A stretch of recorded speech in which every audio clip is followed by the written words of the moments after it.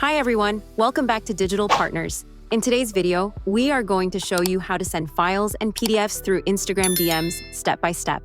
Let's get started. First, open the Instagram app and go to your DMs. If you look at the bottom right corner, you will notice that there is no option to directly send files or PDFs through Instagram. So we are going to use a simple workaround using Google Drive. Now go back and open Google Drive.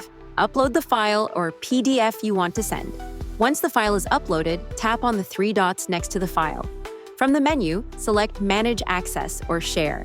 Then make sure the link settings are set to anyone with the link can view. This step is important so the person receiving it can open the file. Once the settings are updated, go back to the file and tap Copy Link.